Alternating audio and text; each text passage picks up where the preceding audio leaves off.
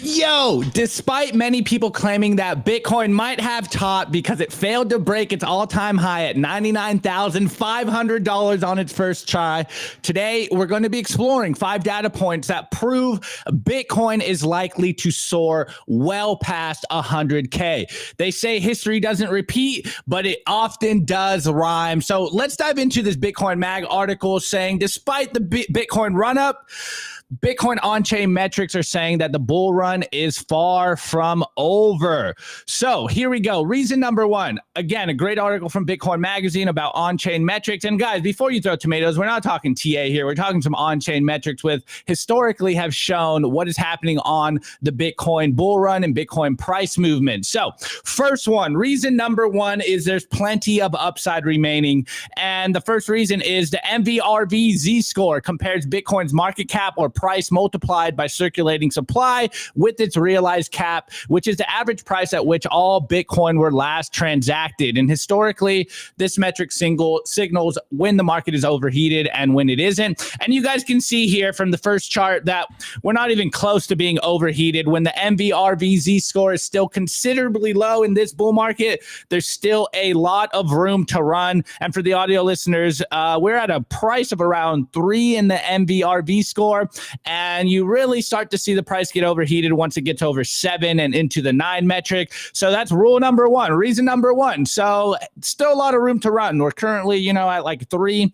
Once we get into the 7 and 10 range is when things start to get crazy. And of course, I'm not here alone. I'm here with our co-host, or rather, our fearless leader in co-host seat, Nico, and George Mekhail from Bitcoin Magazine. So we got a good show for you guys, but let's get back into some of these reasons. So the second reason is miner profitability. This is when you know whether the miners are selling, whether they're in the green and what they're doing. And this is called the Puel multiple. And this evaluates miner profitability by comparing the daily USD denominated revenue to the previous 1-year moving average, and post-halving miners' earnings dropped by 50%, which led to multiple month periods of decreased earnings as the price consolidates. Again, super low in regards to the bull run FOMO that we've seen in the past. We don't know what's going to happen in the future, but looking backwards, we got some good data on what is going to happen in the future. Again, miner earnings have just crossed back above this yearly average, with post-halving has signified the start of exponential bullish price action. Again, for the audio listeners, it's way below the line before we start to see the bull run FOMO. So rule number 2. Or reason number 2, it looks like, the metrics, on-chain metrics for Bitcoin are showing that there's still a lot of room to run. Even though 100K is kind of a psychological point, it's kind of a victory lap for us Bitcoiners. There's still so much room to run, which I think is kind of breaking through the meme of all of us Bitcoiners with PTSD saying like, man, it's only going to stop at 100K. It's only going to stop at 200K. And it's like, no, I think this time might be a little different. I think we might be running into the 6 figures. Anyways, next one is measuring market sentiment. The net unrealized profit and loss metric quantifies the network's overall profitability, mapping sentiment across phases like optimism, belief, and euphoria. It's similar to the MVRV Z-score, that's derived from realized value or investor cost basis, and it looks at the current estimated profit or loss for all holders. Again, it's not in the euphoria or greed stage yet, and this metric is still lower than levels experienced at a previous all-time high in March. So reason number 3, it looks like some more on-chain metrics are showing us there's still a lot of room to run. We have not gotten into the FOMO, euphoria, greed stage of the cycle. And realistically, at least my view, and me and Nico kind of been joking about this on the show, like 100K is here, cool, but like we still feel dead inside. Like when are we going to see some crazy price movements here? All right, next one, long-term holder trend. So the percentage of Bitcoin held for over a year, represented by the 1+ year HODL wave, remains exceptionally high at around 64%, which is still higher than at any other point in Bitcoin's history prior to this cycle. Prior price peaks in 2017 and 2021 saw these values fall to 40 to 53%, respectively, as long-term holders begin to realize realized profits. If something similar happens during this cycle, then we still have millions of Bitcoin to be transferred to new market participants. So as you can see here, on the chart, there's still more BTC held by longer term holders than at any other point in Bitcoin's history prior to the cycle. And as the price comes up, you can see that long-term holders start to distribute the coin. They take some profits, and new entrants in the Bitcoin market start to scoop up that Bitcoin. We're still at basically all-time high in that regard. So reason number 4, we haven't seen the distribution of coins. People that understand Bitcoin, that are holding Bitcoin, are still holding that Bitcoin because it hasn't hit their, psychological price target. So next one, guys, we're still cooking. We're still cooking is long-term holder supply. The long-term holders are still yet to realize substantial profits, which is what I just said. People that have been in Bitcoin, the whales, etc., long-term holders, they're still holding their Bitcoin. They're not feeling the euphoria, the greed, the FOMO yet. So 100K, where it looks like we might break 100K on today's show, and we're not even close there. And of course, it's tracking some smart money.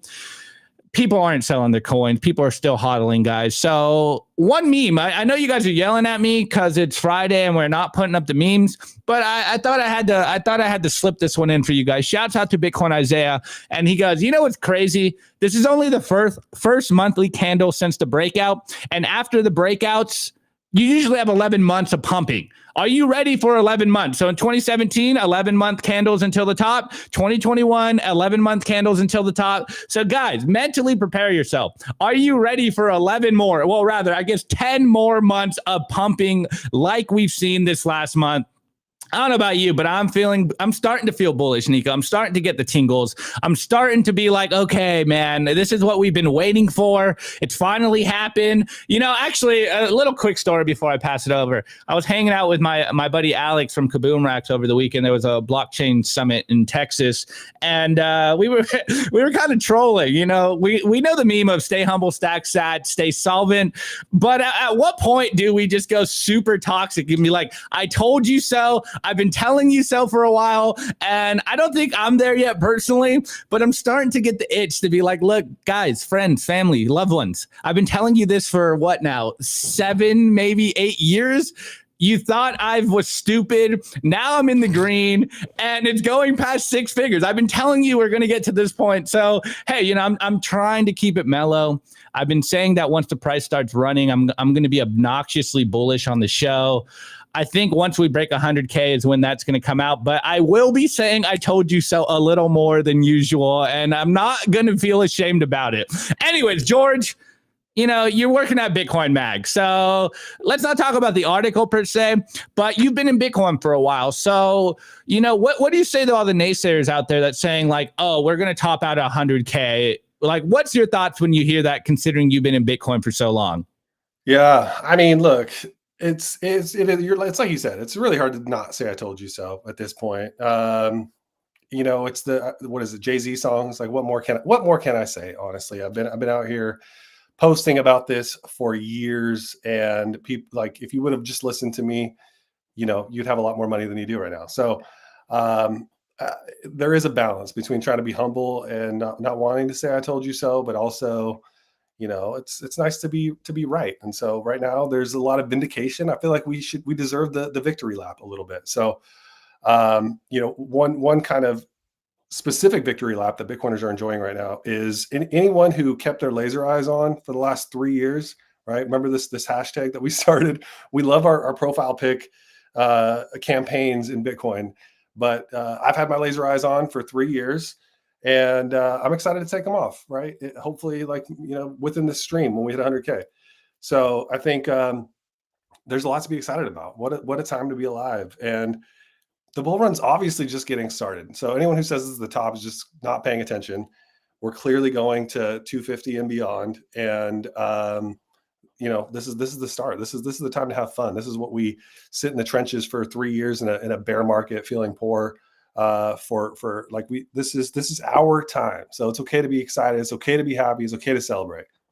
100%. Let's go. I 100% agree with George. This is my third bull phase in my Bitcoin career, if you call it that. I guess time being in Bitcoin, and it took me about 6.5, 7 years to orange pill my father-in-law, and I finally convinced him. And he not only started buying Bitcoin, but he started understanding the properties of Bitcoin.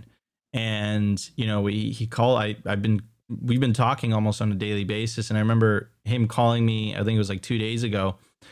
And I picked up the phone and I didn't say hello. I didn't say anything. I just said, I told you so.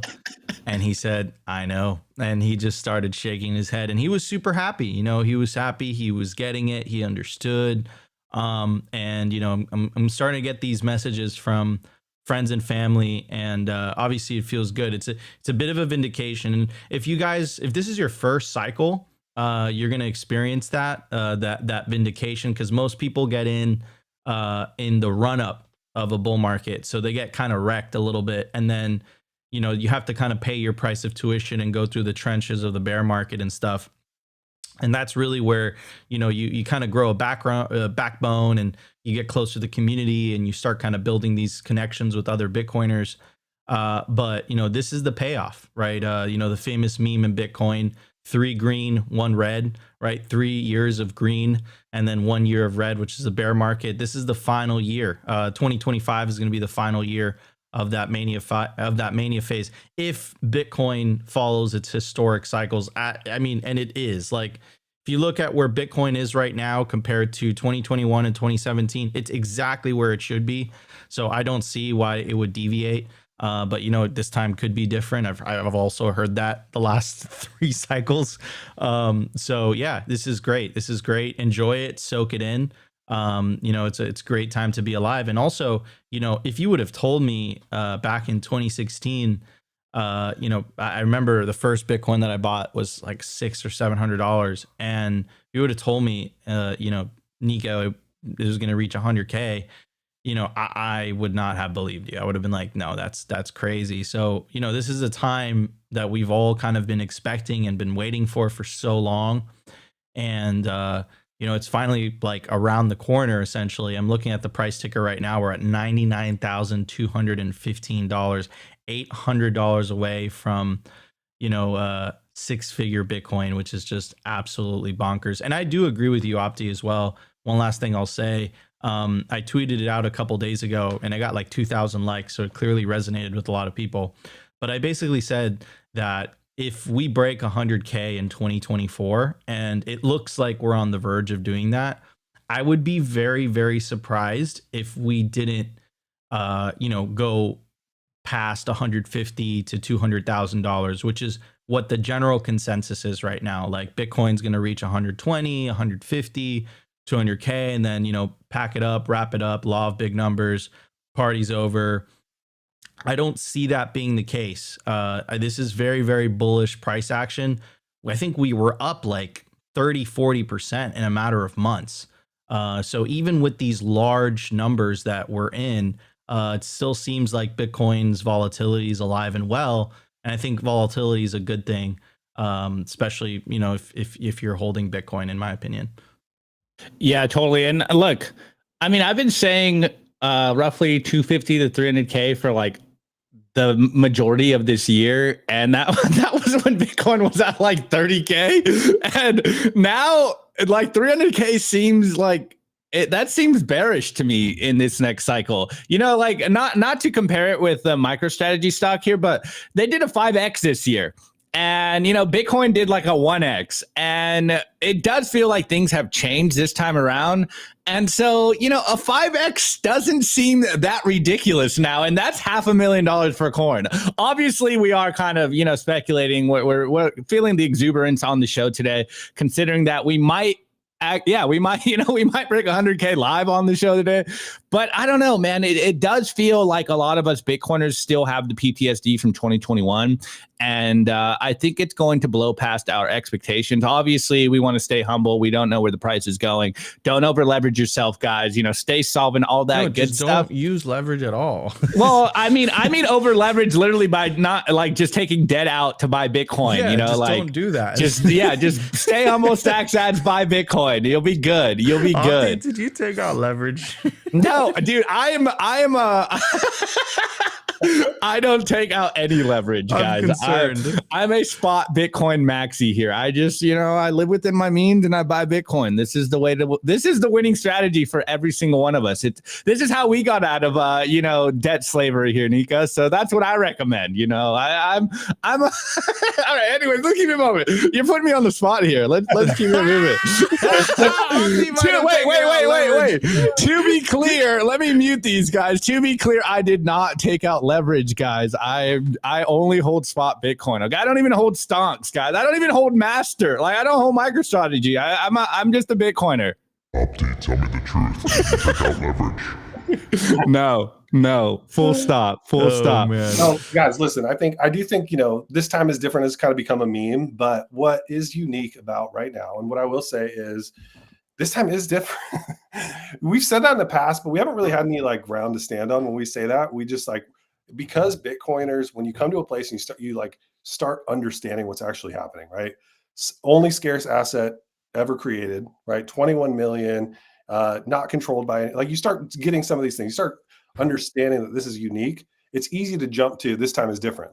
Enough people are going to see what I see, right? This time is actually different. Here's my thesis, because number one, we have a Bitcoin-friendly administration, so game theory is going to start playing out. Number two, you have corporate adoption just absolutely taking off, right? MicroStrategy to us is massive because, again, we kind of have this tunnel vision and it's all we see. Most people don't even know what MicroStrategy is. Most people don't know who Michael Saylor is. But what happens when Apple and Microsoft and Netflix and all these large companies that make MicroStrategy look very little in terms of cash on hand start seeing what MicroStrategy is seeing, right? Michael Saylor is giving a presentation to the board of Microsoft in the coming weeks. So I do think this time is actually different and that we can back that up with facts that are happening in the market. And so it's almost like, what happened last cycle with FTX and Terra Luna and everything that I think kind of short-circuited the last bull run. It's almost like the inverse of that is beginning to take shape in this bull run, where the most bullish setup that we've ever seen is now taking place. So who knows? Maybe the meme is going to become reality. Yeah, Totally. Exactly. You never know. It's probably a good idea to get some just in case it catches on. Anyways, before we move on to the rest of the show, guys, we're at 96 likes on YouTube. If you guys are enjoying the show, help us push it forward. Smash that like button. There's almost 500 of you guys watching live. We still have so much content for you guys left up on today's show. Opti, what are we going to talk about during the numbers and the news? Yeah, so first off, I do have a great clip from a recent Natalie Brunell video of Michael Saylor, and he, I think, really sums up the feeling that a lot of us Bitcoiners feel before you find Bitcoin. This is why all week we've been kind of saying Bitcoin is a cheat code, that until you find Bitcoin, you feel like you're stuck in the rat race. And even Michael Saylor felt that. A literal billionaire felt the same thing as every single one of us. Second, we have some new kind of interesting news coming out of the Trump administration and this crypto council. So we're going to talk about that. And of course, we got George here from Bitcoin Magazine, and they're putting on a great conference in the Middle East. So we're going to be talking about all that today. It's going to be a great show, man. I'm hyped for this. But Nico, do the ad. Let's get on with the show. Absolutely, guys. Stay tuned. We're going to talk to George. George is the general manager of Bitcoin Magazine. Again, they've thrown amazing conferences this year. Bitcoin 2024 in Nashville, Bitcoin Amsterdam, which was awesome, and the upcoming conference in Abu Dhabi, Bitcoin MENA, which is going to be absolutely awesome. And George was telling us before we went on air, Bitcoin 2025. And I said, George, how are you gonna up Bitcoin 2024? And he said, Nico, we're just gonna do it. So we're gonna have incredible discussions. But before we jump into it, guys, I do want to give a very special shout out to Simply Bitcoin's lead sponsor, Bitcoin Well.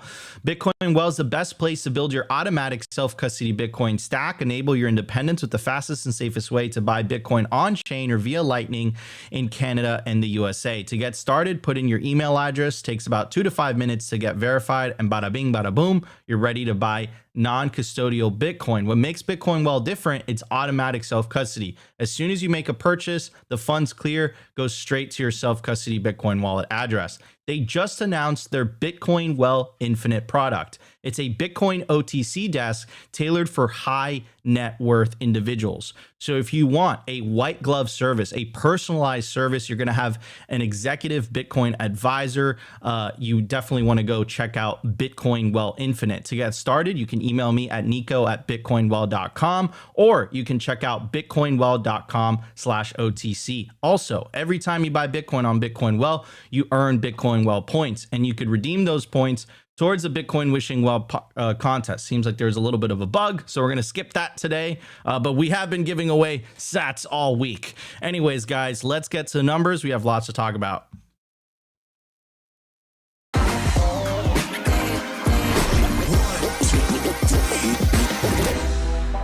I want to tell you guys about our sponsor, Stampseed. Is your Bitcoin in cold storage really secure? Are your seed words really secure? Stampseed's do-it-yourself kit has everything you'll need to hammer your seed words into commercial-grade titanium plates instead of writing them down on paper. Don't do that. Paper sucks. You want to literally stamp your seed into this plate of titanium.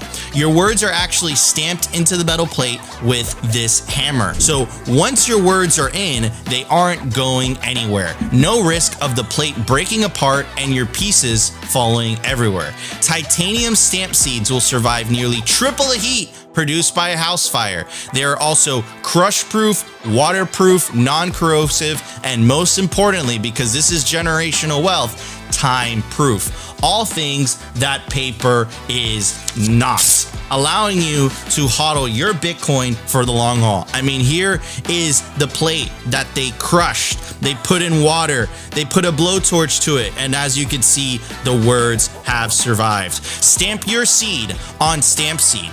And you can use promo code SIMPLY to get 15% off anything on their store. Head over to stampseed.com today. Everybody, picture this. You live to your 80 years old, 85, right? And your ancestors, your grandchildren are expecting you. They're expecting, like, Grandpapa was a legend. He stacked under 100K Bitcoin. And they look at you and you see their eyes and they're like, all right, Grandpapa, you're going to give me the Bitcoin? And then you look at them and you're like, no, I'm sorry. I lost it. And they're like, why'd you do that, Grandpapa? And it's like, because I wrote down my seed phrase on paper. And they're going to look at you and they're going to say, Grandpapa, why didn't you get a stamp seed? And then, you know, you're going to look at them and you say, I don't know. I didn't use the Simply Bitcoin promo code. Anyways, head over to stampseed.com today. Use promo code SIMPLY to get 15% off anything on the stampseed.com store. Anyways, Opti. Yeah. All right. That was a good twist there. Anyways, guys, there's over 2,000 of you guys watching on all of our platforms right now. So remember to smash the like button, push us in the algos, make sure more people understand what is going on in the Bitcoin world. Okay. Of course, it's the numbers. So we're over here on Clark Moody's dashboard, and man, the price, it almost feels surreal seeing this price right now. $99,220, which means the sats per dollar, aka how much the dollar is worth in Bitcoin, aka how much Bitcoin you can buy for a single dollar, is currently at 1,008 sats. Guys, we're almost under 1,000 sats per dollar. Wow, it's getting crazy out here. And the market cap in Bitcoin in fiat terms is $1.96 trillion. Guys, we are almost at the $2 trillion market cap of Bitcoin. Last cycle, the whole crypto industry was at 2 trillion. Now Bitcoin is almost at 2 trillion by itself. Of course, days since all-time high, 0. We're at all-time high, guys. So who knows how high this is gonna go? We are in price discovery mode. Last all-time high, of course, was 99,500. It should break that by today. And guys, it's getting crazy out here. All right. Anyways, what I wanted to talk about here on today's show is something that Nico and I hold very dear to our hearts. It's this idea of when you unlock the Bitcoin cheat code for yourself, your whole operating system, your whole worldview starts to change, and you can actually start to put your energy towards things that you really want to be doing, and you don't feel stuck in the rat race. You aren't living paycheck to paycheck. Well, you might be living paycheck to paycheck because you're stacking so much Bitcoin, but soon enough, that will unlock you. And the reason I'm bringing this one up is because A billionaire like Michael Saylor even felt the same thing that you are probably feeling today. And humanizing this whole technique, this whole blueprint of how to succeed in Bitcoin is what we try to show to you guys constantly, because many people come into Bitcoin and they still have the like get rich quick overnight scheme. And that's when they kind of get lost in the shitcoin land. But the real game is accumulating Bitcoin. I say it all the time. Playing Hungry Hippo with Bitcoin unlocks your human potential. And here we have Saylor saying the exact same thing. So let's hear it. When I found Bitcoin, I was in despair.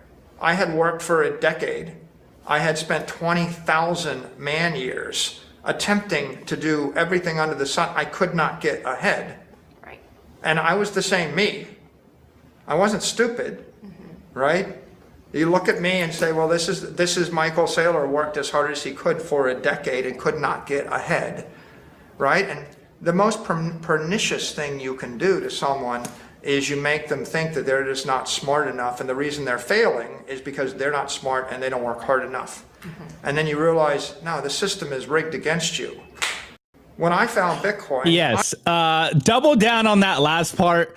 The system is rigged against you. Guys, this is why we tell you guys constantly, the money is broken. And if you're stuck in the fiat system, if that's the only world you know, if you're trying to save in dollars, it's damn near impossible to get out of the rat race. But once you start saving in Bitcoin, once you start saving in a better money, it really opens up a whole new opportunity. This is why we have our friend CK that always says, once you switch your mind to the Bitcoin operating system, you really start to see, you know, blue skies, green fields. You really start to see that there's a whole new opportunity that you never saw before. And it really just starts with accumulating Bitcoin. And while Saylor was talking, I'm going to butcher the meme, but there's a classic heuristic in saying, like, if you teach a fish how to climb a tree, it will always think it's stupid. And like, I think that's what a lot of people feel in this fiat system. And this is why we come out here every single day on Simply Bitcoin and try to get as many people to start saving in Bitcoin, because it's not that you're just broke and you're poor and you're stupid, that you can't maintain and succeed in the fiat system. It's just that you're not close to the money printer. The money is broken and you need to find a better money. And all you really need to do is just start saving in Bitcoin. We always say the same thing on the show is, why do we all have to turn into investors just to survive, just to maintain? And now you don't have to. It's so simple that it seems complicated for most people, that all you literally need to do is, work your job, make sure you live within your means, save in Bitcoin, and continue to do this process. And over a span of 4 to 8 years, your whole life is going to change. And Nico and I, and I'm sure George as well, we can all attest to this personally. Our lives have fundamentally changed, not just because we started stacking sats, but because we've continued to double down on that process. And when you look back, you're like, oh my God, man, I am so happy I became a Bitcoiner. I'm so happy I doubled down on my Bitcoin holdings. I'm so glad I continued to stack through the bear market. And once you do that, this is when you get to enjoy moments like today when we are kissing 100K. This is what you did all that hard work for. You have changed the course and the total trajectory of your bloodline, because you've stacked your Bitcoin and you held on to that Bitcoin. And now you get to live off the fruits of your labor, which is saved in Bitcoin. Anyways, I'm going to pass it to George, because look, I know Nico's a new father. You have a son. And I'm sure you're trying to teach your kid this very simple process of like, dude, just stack sats and trust me, it's going to improve your life. No, absolutely. Yeah, I do. I have a 16-year-old son, a 14-year-old daughter. And I think, to echo what you said, Bitcoin has absolutely fundamentally changed my approach to parenting. My wife and I very much parent our children through the lens of, a reality that we want to see in the world, which is, sound money. I wrote a book about this. So thank you for the setup to plug my book. It's called I Am Not Your Bruh, 21 Keys to Sound Parenting. And in this, basically, we explore all of the different tools that we've used throughout the last 16 years of parenting. And it's really, I wrote the book kind of through the lens of buy a Bitcoiner for Bitcoiners, because I work at a media company. Obviously, we cover the news of Bitcoin. We talk about all of the cypherpunk ideals. But part of my vision for sort of where I want to see Bitcoin Magazine go is to also speak to Bitcoiners through the lens of lifestyle, culture, like things that are relevant to them just outside of the technology itself. And parenting, I think, is top of mind, right? Like, I think intentionally raising children is probably the lowest time preference thing that you can do if you think about it. Like, if we actually believe in this vision of a better world, well, what's the best way to practically implement that? And the answer to that, in my opinion, is through children, through the next generation. So we need Bitcoiners to take this seriously, in my opinion. Like, we need to actually raise up children who think like us. We need to propagate our ideals. We need to continue these narratives that there is hope in the world. And for me, I think, to kind of go back to like the Saylor clip too, realizing that the system is stacked against you is some of the most like motivating moments that you can have in your life. I used to work in the mortgage business. 2008, front row seats to the great financial crisis, too big to fail, all like the first time we were ever exposed to like big bailouts and things like that.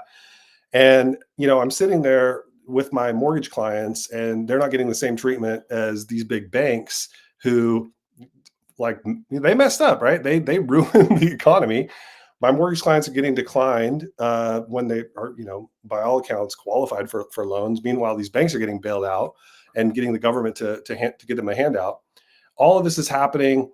There was a moment during that time period where, I don't know if you remember, like, all the banks were failing. It was a new bank every day that was going belly up.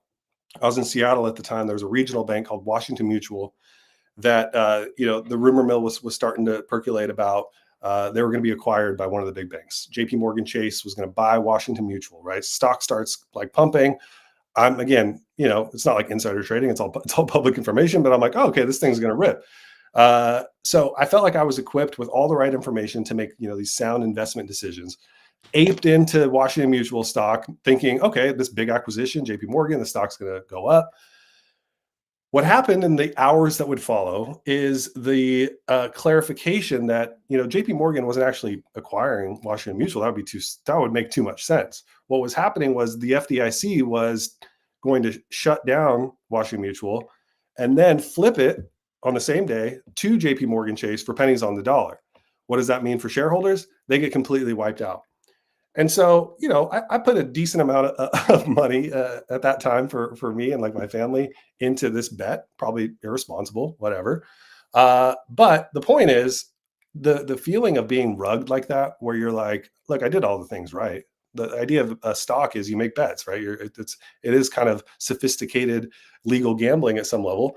And to get completely wiped out because some bureaucrat decided, no, this is how we're actually going to do it, was a big like turning point for me. That I think set me on this path to really look for solutions, to look for like, okay, this ain't it. The financial system is clearly broken. How do we reemerge from this? And eventually around 2017, found my way into Bitcoin. So kind of a ramble there from what you asked about family. But the reason I point that out is, again, just kind of go off that Saylor clip. Like, the system is rigged against you. And what we need to do is take this seriously enough. And the price action is exciting. Those charts are distracting. But at the end of the day, we're here because we believe in a better world. 100%. Love it. And no, George, yeah, I was going to say, like, I think that was a great context, because I've said this on the show a lot of times, like, humans, we kind of work towards two things. It's like you chase pleasure and avoid pain. And we're seeing a lot of people are feeling that pain, and you have to feel that pain to start to ask yourself, like, what is actually going on, and can I actually achieve a better life? And I think a lot of people are going to feel that pain, or rather are already feeling that pain. And now they're going to feel like the FOMO of like, wait, all I had to do was buy some Bitcoin and my life would have been better. Like, why am I fighting this? So hopefully we see that trend start to change as well. But anyways, Nico, you jump in. Yeah, first of all, beautifully said by George. And I also do want to give a shout out to my sister. Beautiful production on the Michael Saylor. I know. I'm glad you brought it up. Natalie interview. Megan, good job on the shots. So anyways, yeah, look, Bitcoin is a cheat code. Bitcoin is hope. It really is. I've talked to the people around me, and the vast majority of the world is still kind of asleep to this reality, right? They're working. It's like they're on a treadmill, right? Like they're working harder they're working harder. Their business is growing.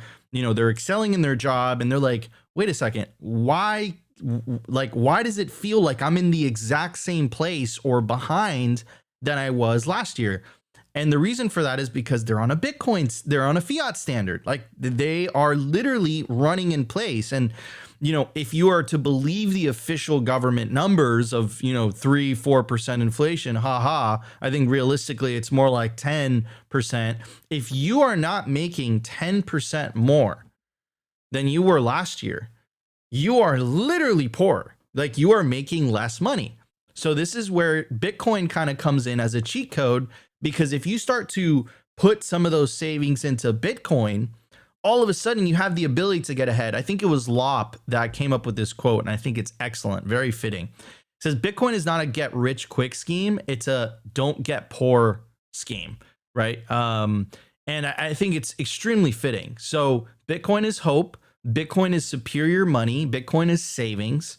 And if you really want a chance to get ahead in this rigged system that we live in today, if you're looking at the political system, even with Trump getting elected and whatever, like you're looking at it and you're like, this is so beyond broken.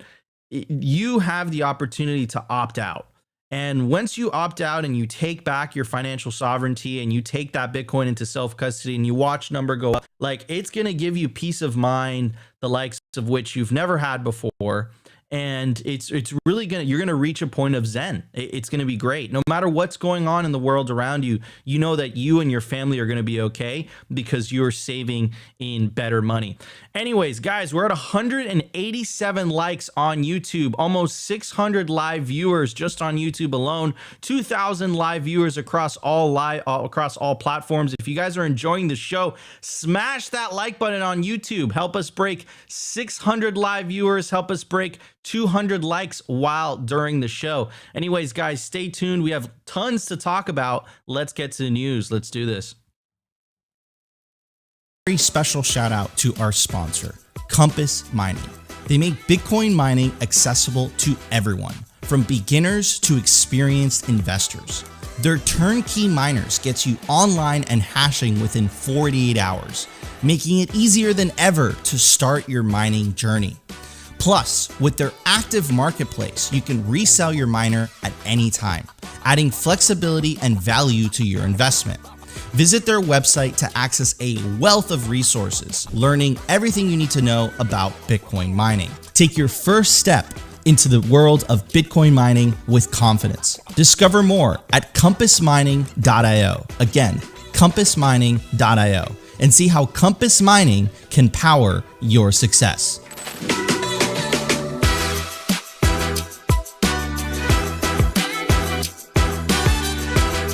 I want to give a shout out to our sponsor, Foundation. It's self-custody done right. They built a premium grade hardware wallet called Passport right here in the US, and it integrates seamlessly with their free app called Envoy.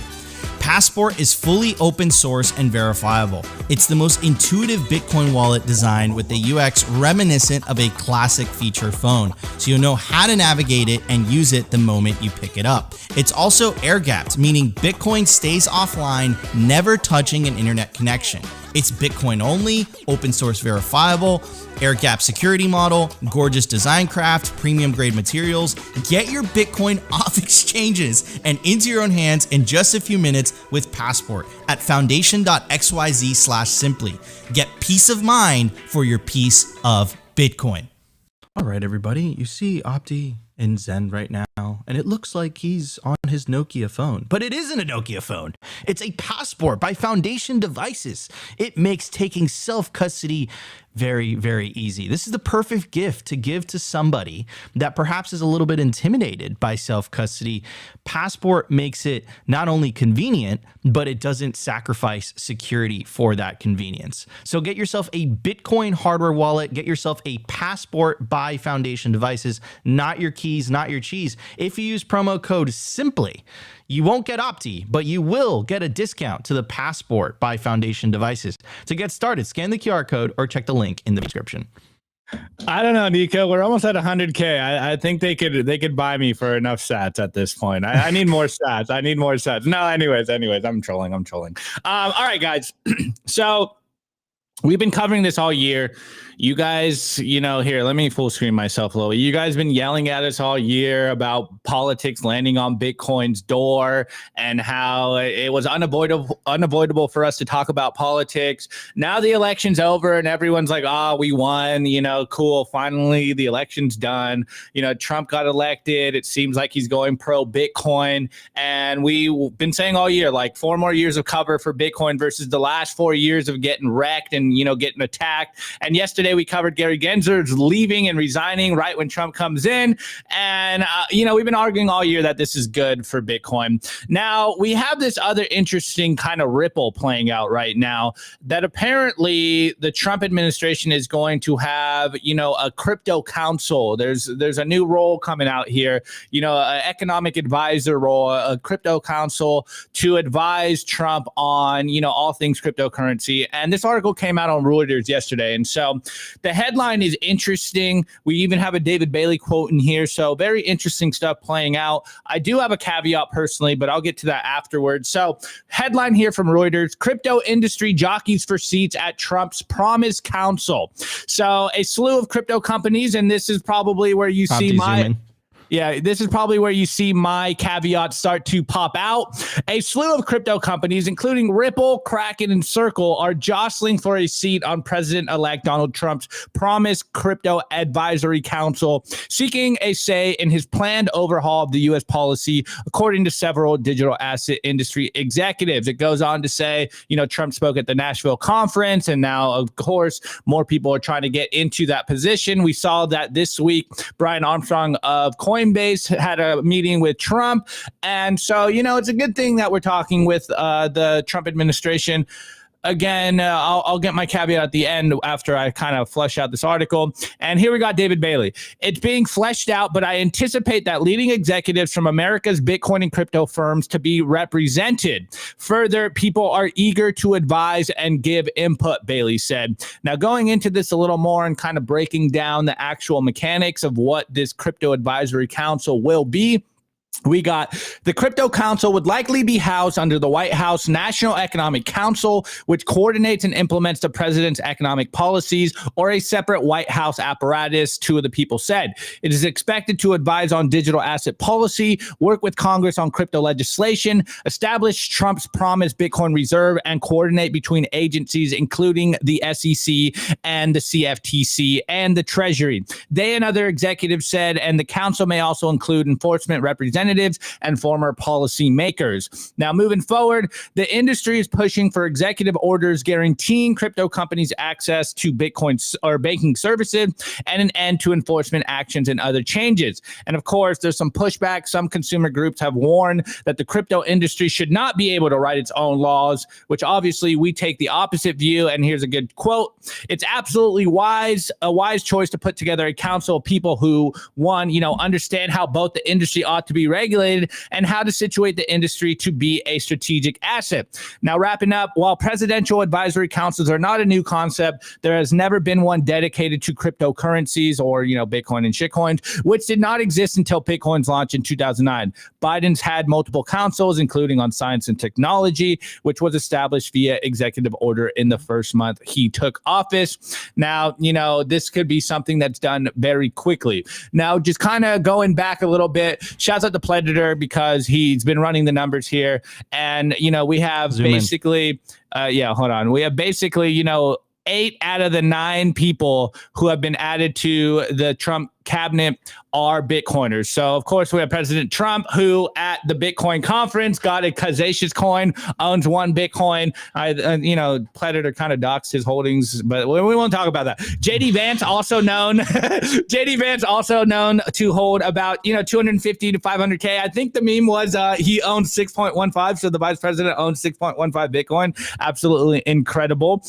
Pete Hegseth says he owns a bunch of Bitcoin, disclosed to Fox News in 2024. 2024. We have Mike Waltz, who owns up to 100,000 worth of Bitcoin, according to 2021 disclosure. We, of course, Robert F. Kennedy Jr., who did the absolutely incredible speech at Bitcoin Nashville 2024, fully a Bitcoiner. We have Elon Musk. He's kind of trolling with Doge, but we know Tesla and SpaceX have been holding their Bitcoin. So Elon Musk, a Bitcoiner. Vivek Ramaswamy as well, also very pro Bitcoin, talking favorably about Bitcoin in the industry.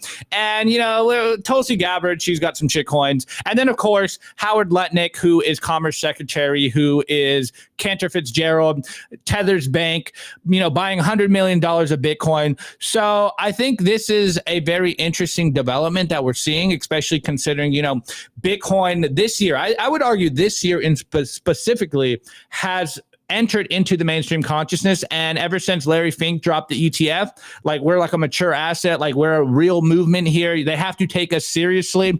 And I find it interesting that there is pushback to, a crypto advisory council with experts in it versus, what we've been dealing with the last 4 years. Like Gary Gensler's resigning. He taught an MIT course on Bitcoin and blockchain. And he was like, it was like the worst thing for Bitcoin. It was very interesting to see who he actually works for.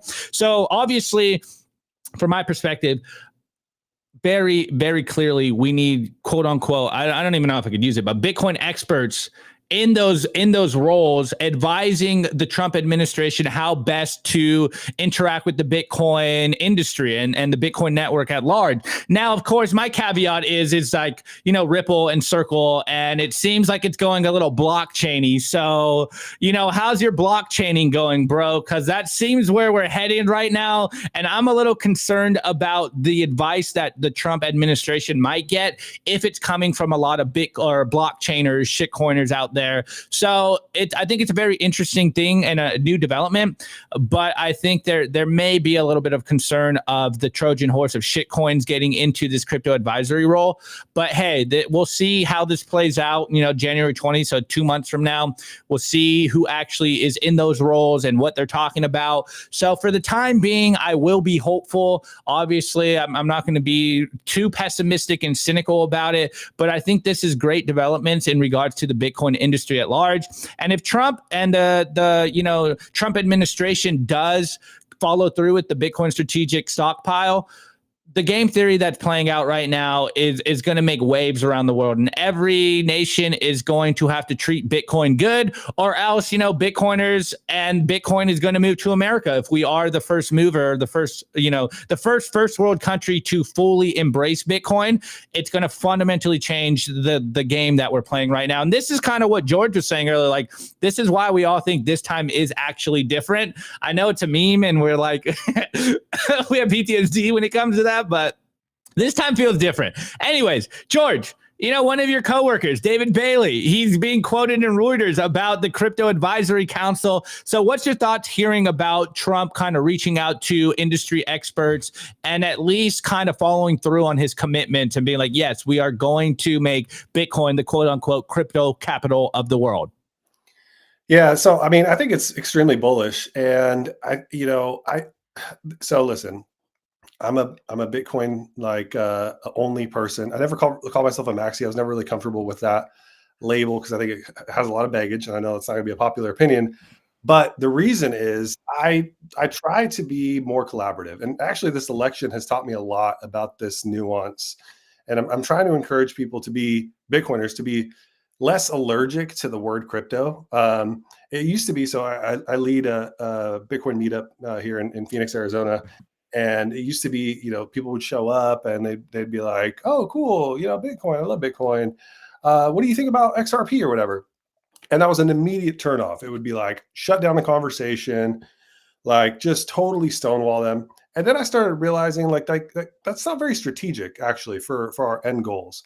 And I'm a, pretty pragmatic person. I like to think about, here's where we're headed. Here's what we're trying to do. In order to get there, we need people. And frankly, the crypto people are the closest to understanding Bitcoin or I should say, are closer to understanding Bitcoin than sort of like non-crypto people or like normies. And so what I've found, especially with this election cycle, is that we're more powerful if we sort of at least softly embrace the idea that the crypto people are on our side in some ways. And so again, I know this is a controversial take, but I want to win. And I think that we managed to mobilize and galvanize a group of people who are mostly aligned with us. Like, we agree with crypto people on about 90% of issues, right? We can still disagree on technology. We can still disagree on the fact that Bitcoin is superior. And I think it's important to continue to make the distinction. Like, Bitcoin is very different. There's Bitcoin and there's everything else. I still believe that. There's Bitcoin, and then there's basically gambling and scams. That's what we're talking about. And if you're okay with that, then, like, let's team up. Let's be on the same side so that we can win. Do you want to win? That's the question. Do you want to win, or do you want to continue to be like right and purist and gatekeeping? Because that's what's happening. So with this Trump Council, I think it's very bullish, right? Like, I think it's too lofty of an expectation for the most powerful administration on planet Earth to adopt exactly what we want them to adopt. Now, I think we're gaining a lot of influence, and I think we should continue to lean into that. And I think there's a lot to be hopeful and excited for. I mean, David Bailey, CEO of BTC Inc., is in the room, like, has Trump's ear, has the ear of the administration. Like, these are all very positive things that we should celebrate and that we should lean into. I don't know how else we expected things to play out, but like, this was the natural progression of where this thing was going once sophisticated people in administrations that manage billions or trillions of dollars started becoming wise to this. Like, El Salvador was the first domino to drop, and now you have America next. I don't know if that was the order of events that I was expecting, but like, I'm here for it. So I think we should lean in more than we should be pessimistic or critical, or like, and we should try to get our way. Obviously, like, I want the most, like, the purest Bitcoiner type, like, minded person in these positions of influence, obviously, but it's better than not having. I would rather have a crypto council, blockchain, whatever, than not have that, right? And then we should see ourselves as the Trojan horse in those conversations, not the other way around. So I think, like, when you really look at what's happening, you got to pay attention to what people are doing, not what people are saying. When you actually see what people are doing, you don't see countries adopting a Solana standard. You don't see corporations adding Ethereum to their balance sheet, right? Like, those things aren't happening, right? What's happening is people are looking at Bitcoin very seriously as a actual asset that they can hold, and they're going to follow Michael Saylor's lead, and so and they're going to follow Nayib Bukele's lead. Like, so that's the reality of what's taking place. I think it's a lot to be excited about. It's not even January 20th yet. None of this stuff has even been implemented. Yeah, Solana standard got me. No, but George, I totally agree. I really like the reframing that you took. Bitcoiners are the Trojan horse here, and I think even if it is a blockchain council or whatever, like, it is a recent and awesome development to see. And maybe in 4 years we got only Bitcoin maxis in this council, but until then, this is a good first step. Anyways, Nico, you're kind of the reigning political guy here. So what's your thoughts when you hear Crypto Advisory Council starting to form? Yeah, first of all, we hit 600 live viewers on YouTube. If you guys are enjoying the show so far, help us break 300 likes. We're at 250 likes right now. And of course, shout out to the 2,300 of you guys watching live, 2,400 if you include Rumble. If you guys are enjoying the show, make sure to share the show and like the button. Really helps us push Simply Bitcoin on the algos. Now, in terms of the politics of this all, I do have to give a very, very special shout out to David Bailey of Bitcoin Magazine, really kind of moving this forward, getting Trump to speak at the Bitcoin conference.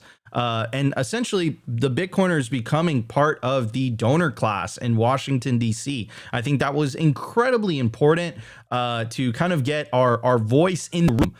If you're not in the room when the deal is being made, you're going to be excluded from the deal. So the Bitcoiners are in the room while these deals are being made. Now, in terms of this not being pure crypto, I think that's a bit naive. And I'm also a libertarian at heart, and I'm a capitalist. So I think Bitcoin is going to win because it has superior incentives. It has superior monetary policy, than everything else. I think George nailed it, hit the nail on the head when he said, like, dude, like, You don't see any countries adopting a Solana standard, right? So yeah, Bitcoin doesn't need these special privileges. We don't want the government in the business of picking winners and losers. All us Bitcoiners have been wanting for the last 3.5 years, when the Biden administration, with their regulatory hostility towards the industry, kind of forced our hand a little bit, right? And it was like, okay, you know, and we were resisting bringing up politics for the longest time. I got upset at Opti one time, and then as soon as they arrested the Samurai Wallet developers, I was like, Opti, we're like, we have a show, like we don't have a choice, like Trump 2024, you know? And then of course he mentioned freeing Ross, and like, you know, and I don't think that was going to happen if the Biden administration didn't force our hand. But now that our hand was forced, we realize, like, look, like, you know, if this is the separation of money and state, you know, politics by definition is the organization of power. How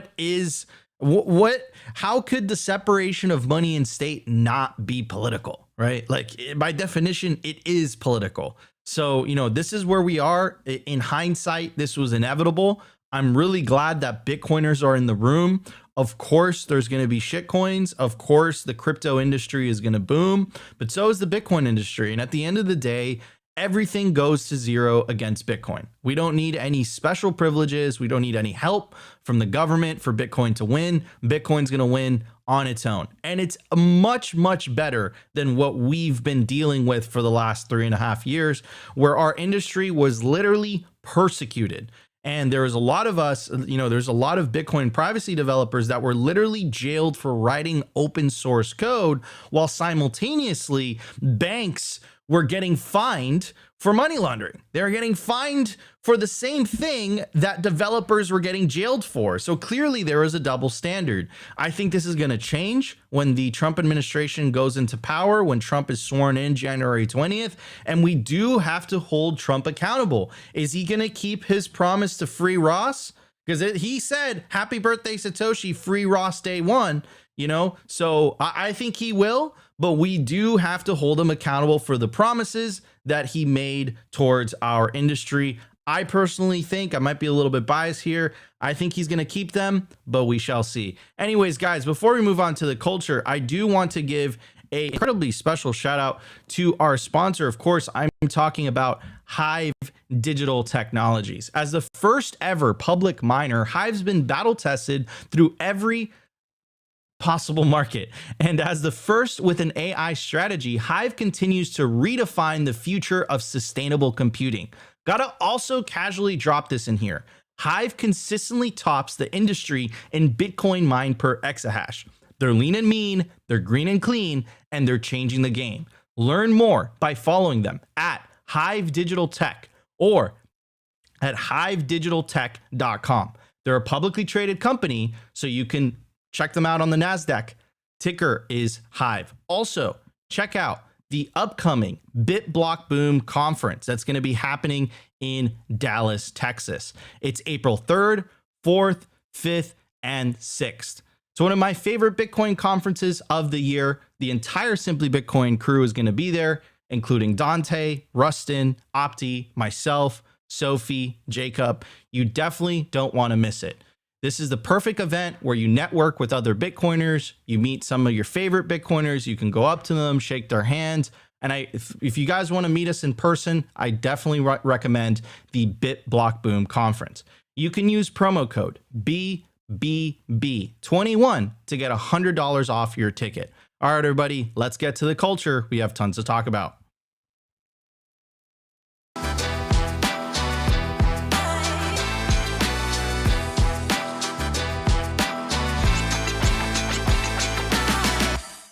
All right, everybody, I do want to give a shout out to our sponsor, the Orange Pill app. Stack friends who stack sats. Join the 13,912 Bitcoiners that are currently on the app. The Orange Pill app is the Bitcoin social layer. If you're traveling, you go to a new city, perhaps you've been in your city for a while, you don't know any Bitcoiners around you, you no longer have anything in common with the people around you because they're no coiners. You pull up the Orange Pill app, it has a really clever geographical feature, and it will allow you to send a message to the Bitcoiners that are near you, allowing you to connect with them.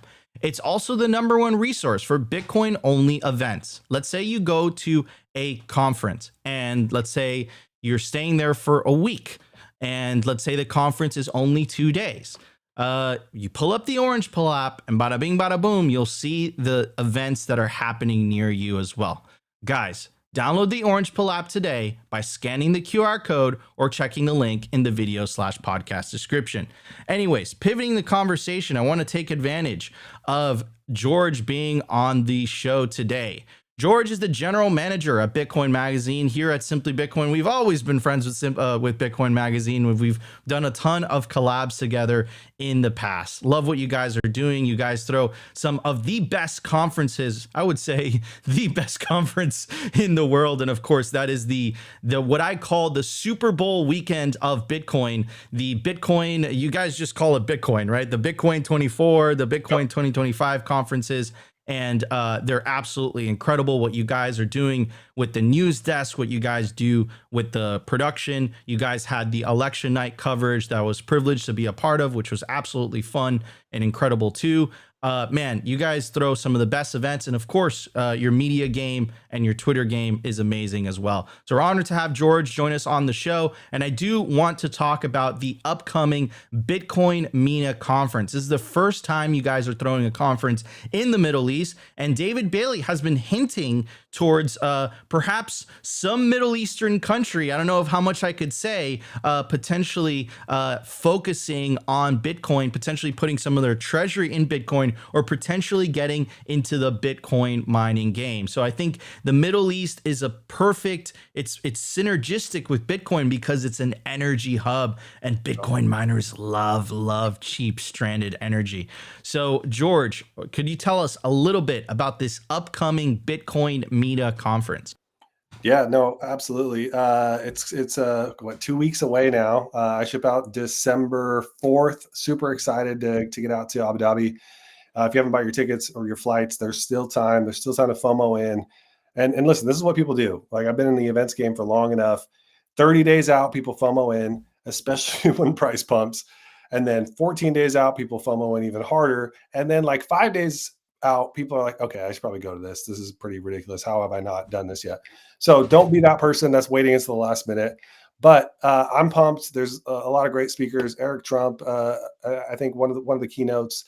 We got CZ speaking, which is super interesting. And I know, again, used to run Binance, went to prison for like 4 months. Now he's out, not affiliated with Binance anymore. But I think he's going to have some really interesting things to say. This is his first public engagement since that, that whole saga.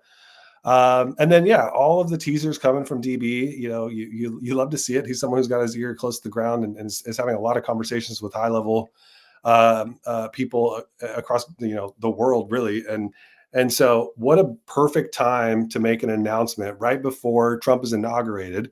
If I'm a sovereign wealth fund and I see that Trump is promising a strategic Bitcoin reserve in a month, and I'm in the Middle East and I got all this oil money, what better time to announce that I'm going to make a move than this conference? And so I was born in Egypt. I'm excited to get out to the Middle East. I know how my people roll, and they like drama. They like to make a big deal out of things that they're about to jump into head first. So look for some fireworks. I think it's going to be exciting. So the perfect setup going into this. Also, speaking of culture, we're hosting the first ever BitBall event as a side event in Abu Dhabi on the second day. BitBall is going to be a flag football exhibition game between NFL legends. People like Antonio Brown are going to be there, Des Bryant, Le'Veon Bell. It's hosted by Russell Okung, who's the first professional athlete to get paid in Bitcoin. He just launched this league and is partnering with the MENA conference to basically just provide some fun entertainment. All the players are being paid in Bitcoin. So a big part of his story, again, obviously he took the risk, took the gamble 4 years ago, infamous pay me in Bitcoin tweet, and got a lot of people to hate on him after that, but he's got the last laugh. So now he's trying to take that message to people in his sphere of influence, and I'm really excited to kind of see how this progresses. We're planning on doubling down on this event in Vegas as well. Vegas is happening in May.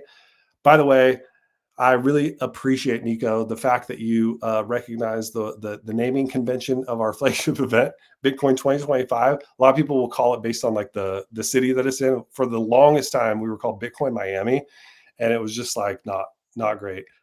It's Bitcoin 2025. It's coming up. It's in Las Vegas. That's where the venue is. It's at the Venetian. It's going to be a good time. But yeah, Bitcoin MENA, Abu Dhabi. The week of the F1 race, which I don't know if there's any F1 fans out there, but I've recently gotten into F1. It's the final race of the year on December 8th and 9th. Or 8th is the Grand Prix, 9th is the conference. So we'll be out there for the race as well, and then BitBall on the 10th. So a lot of great events happening that week. Incredible. Wait, I have a quick question before you move on. Is BitBall going to be streamed? Can people watch this on the stream, or is it a lot in-person event? Yeah, we're definitely planning to record it. We're working out the streaming details. We hope to be able to stream it on Bitcoin Magazine. We're trying to figure out the nuances of like the time zone and like what time it'll actually be. It's going to be 7 p.m. over there, so it's going to be like early morning, I think, here. So, but people will have an opportunity to watch it on our channels, whether it's live or recorded. Still TBD. Hell yeah. Guys, go to b.tc/conference to get your tickets now for Bitcoin MENA that's coming up in December of this year, December through the 10th. But I also want to talk about, Opti, if you could pull that up, Bitcoin 2025. Now, I was telling George before we went on air, I said, man, the Bitcoin 2024 conference really reminded me of the Bitcoin 2021 conference, the first time Bitcoin Magazine threw a conference in Miami in terms of a historical milestone. Why? Because the Bitcoin 2021 conference was the conference that Nayib Bukele announced that Bitcoin was becoming legal tender in El Salvador. That was also the legendary panel / interview between Max Keiser and Michael Saylor, where Max Keiser goes on stage and he just kept saying F Elon, which was absolutely hilarious. I was quoted by mainstream media. That was the first time I spoke at a Bitcoin conference, and I was on the main stage and I said, if you're against Bitcoin, you're against freedom. I was quoted in the Financial Times. So it really meant a lot to me. But from a historical perspective, that legal tender announcement was bonkers. And the Bitcoin 2024 conference gave me those same vibes with the historic speech of not only RFK Jr., but also of Donald J. Trump, which was just elected to become the president of the United States starting January 20th, 2025. And I was telling George, I said, man, like, how are you going to one up this, bro? And he said, Nico, he looked at me dead in the eye, of course, through Restream. He said, oh, we're going to one up this, baby. I don't know if I could say how they're going to do it, but George, well, I mean, stages are yours. Listen, we can't make any promises, but the way you one up having a presidential candidate is you have a sitting president attend the next event. So that's definitely our desire and our goal. It's not obviously not confirmed yet, but know that we're going hard after that goal, as well as people in his administration. So I think Vegas is going to one up Bitcoin 2024. So yeah, definitely come out May. It's at the Venetian. It's going to be a good time, and expect there to be who knows what Bitcoin price is going to be in May of 2025, but expect 20, maybe 30,000 people. It's definitely going to be our biggest event. The way tickets are moving right now is pretty ridiculous this early. But people are getting wise to this idea of not following at the last minute, because they recognize that we increase ticket prices. I think ticket prices are going up again next week, so definitely a good time to secure your pass to Vegas and lock up a hotel, because those are going to go quick, and you want to be as close to the action as possible. Absolutely. Ticket prices increase in 9 hours, George. In 9 hours. In 9 hours. Sorry, I thought it was next week. Boom, boom, 9 boom. hours. Thank Guys, you for that. Go to b.tc/conference to get your tickets now, whether you're interested in going to the Middle East, to Abu Dhabi, to the Bitcoin MENA conference, or the Bitcoin 2025 conference in Las Vegas, Nevada. You guys don't want to miss. It's going to be at the Venetian Hotel. It's an incredible hotel if you've ever been there. Great. Awesome, absolutely awesome. Really looking forward to it. Anyways, I do want to take advantage of the last minutes of the show to talk about, George, you recently released a book, man. Opti, could you pull that up, please? I definitely want to talk about this. Man, I like, when I see books, I'm like, they're so thick. How do you, like, you know, they're like, how do you find the time to like, you know, write a book, and how do you find that inspiration? The name of the book for our audio listeners is I Am Not Your Bruh: 21 Keys to Sound Parenting, forward by Peter McCormack, written by George Mekhail. So George, and there's a quote in there, I do want to read it. Quote, we are imperfect humans raising imperfect humans with the active goal of seeing our kids become better versions of ourselves. And I saw a picture of you at Bitcoin 2024, not only showing off the book, I think at the book fair or book, I don't know what the correct term is for that. That was a book signing, yeah. But book signing event with your kid there. It was very inspirational. So George, what inspired you to write this book? And did Bitcoin impact the writing of this book at all? Yeah, no, absolutely. I think Bitcoin definitely impacted this. You know, as I mentioned earlier, one of my desires is to see Bitcoiners, is to create content for Bitcoiners outside of just like the technology itself and what's happening, but more from a lifestyle perspective. Again, having children, raising them with intentionality is the lowest time preference thing that we can do if we want to see a better world. So what inspired this book really was me living into that truth that, you know, my children are an extension of me, and I want to see them be better versions of me. And so I started bringing my son Kingston to Bitcoin meetups. I started bringing him to conferences, and the response and the interaction and sort of watching him with other people who I want to have influence in his life, right? Like you become the sum of the people that you surround yourself with. And that's true of children as well. And I want my kids to learn from other Bitcoiners. And so, you know, I started getting a lot of questions about like, yo, your son is pretty great. What did you do differently? How did you raise him? And so there was a lot of inspiration from other people who just interacted with Kingston, who said, I would love to kind of pick your brain about parenting. And so I had this idea for this book and published it a few months ago. Honestly, it's a great book. I really enjoyed writing it. Where you find the time is like between 11 p.m. and 3 a.m. And you just rip. You know, this was a family project. My daughter, my 14-year-old daughter, designed the cover. My wife helped edit it, kind of, you know, kept me honest about all of the things I was presenting.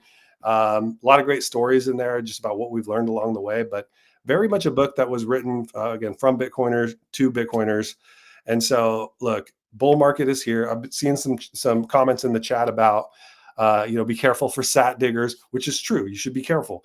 But at the same time, I will say this, as you're getting girlfriends, you know, as you're enjoying this bull run and you're being intentional about, okay, like, what am I doing with my life in terms of like, what's my family plan? You know, it's okay if a girl is like looking for somebody who's got their shit together and has some money. So don't just like dismiss people who you think are like sat diggers necessarily. Be careful, right? There's a fine nuance, but like you want somebody who is thinking about like the fact that they want somebody who has money. So I think there's an important distinction to be made there between like someone who's sat digging and somebody who's just like thinking responsibly. Like I have a daughter. I tell my daughter, I'm like, here's the list. Here is the criteria of people that you're going to bring home. And I don't know if this is controversial on the show or not, but like the list goes like this: unvaccinated, sorry, you know, comes from a good family and has money, like is capable of making money. That's who I want my daughter to. That's the rubric. That's the bare minimum standard that I want my daughter to be looking for. So as you're kind of thinking through that, and as you're having dates and all that kind of stuff, just keep that in mind. It's not the worst thing in the world if they're wondering how much money you make. Opti, by the way, that comment about be careful for sat diggers, it was completely, it was for you. I'm here for it. So don't travel with the Bitcoin Treasury. It was simply Bitcoin Treasury hardware wallet. If it goes missing, I will 100% put responsibility on Optimus Fields. Those sat digger. I'm like Opti in Vegas. Oh God. Yeah. things happen. But anyways, guys, go check out George's book. I put a link in the video description on YouTube. It will be in the podcast description as well. We also put it in the live chat. Support the work of fellow Bitcoiners. And also, guys, if you're raising kids, this is a great resource. So again, the name of the book is I Am Not Your Bruh, 21 Keys to Sound Parenting. And the foreword is by legendary podcaster Peter McCormack. Guys, if you guys enjoyed today's Simply Bitcoin live episode, incredible numbers. We hit 2,500 live viewers, over 600 live viewers on YouTube, preach almost 310 likes. Absolutely incredible. Guys, consider subscribing if you feel like we provided you value. Smash the like button. And of course, we love you. Go outside, enjoy the weekend, go touch some grass. We'll be back on Monday. Host today is Optimus Fields, co-host Nico Moran, and of course, our special guest for today, General Manager of Bitcoin Magazine, George Mekhail. So go check out his book. Like I said, we are Simply Bitcoin Live, and we'll see you Monday for a brand new episode. Brought to you by BitcoinWell.com, a Bitcoin-only platform on a mission to enable financial independence.